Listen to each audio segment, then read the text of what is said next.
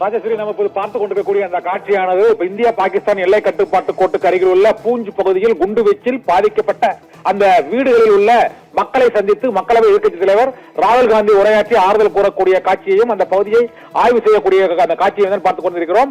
இந்த பகுதியானது ஜம்மு காஷ்மீரின் பூஞ்ச் பகுதி, இந்தியா பாகிஸ்தானின் எல்லை கட்டுப்பாட்டு கோட்டுக்கு அருகே உள்ள அந்த பகுதியில் உள்ள வீடுகளில் ஆபரேஷன் சிந்தூரின் போது பாகிஸ்தான் படையினர் வீசிய குண்டு வீச்சு தாக்குதலில் சேதமடைந்த வீடுகள், காயமடைந்த மக்கள் ஆகியோரை சந்தித்து ராகுல் காந்தி அவர்களுக்கு ஆறுதல் கூறி அந்த பகுதியை பார்வையிட்டு வருகிறார்.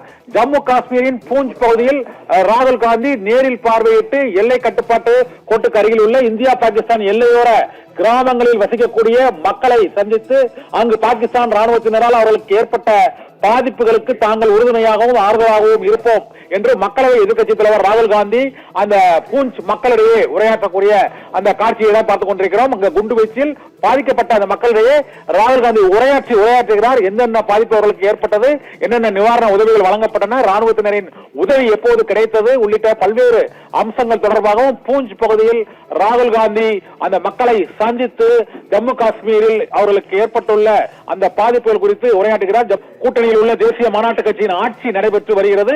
அந்த மாநிலத்தின் எல்லையோர கிராமங்களில் ஏற்பட்டுள்ள பாதிப்புகள் தொடர்பாக அந்த கிராம மக்களிடையே இன்று அவர் உரையாற்றிக் கொண்டிருக்கக்கூடிய அந்த காட்சியையும் அந்த ஊர் மக்கள் கூடியிருக்கக்கூடிய அந்த காட்சியை தான் இப்பொழுது பார்த்துக் கொண்டிருக்கிறோம். இரண்டாவது முறையாக அங்கு ஜம்மு காஷ்மீருக்கு சென்றுள்ள ராகுல் காந்தி இன்று பூஞ்ச் பகுதியில் பார்வையிடுகிறார். இதைத் தொடர்ந்து பகல்காம் உள்ளிட்ட பல்வேறு பகுதிகளிலும் பாதிக்கப்பட்ட தீவிரவாதிகளின் தாக்குதலால் பாதிக்கப்பட்ட மக்களுக்கு நேரில் சந்தித்து அவர் ஆறுதல் அளிக்க இருக்கிறார். அந்த காட்சிகளை தான் பார்த்துக் கொண்டிருக்கிறோம்.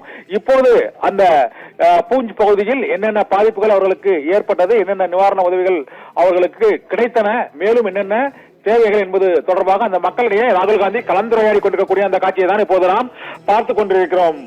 ராஜேஸ்வரி.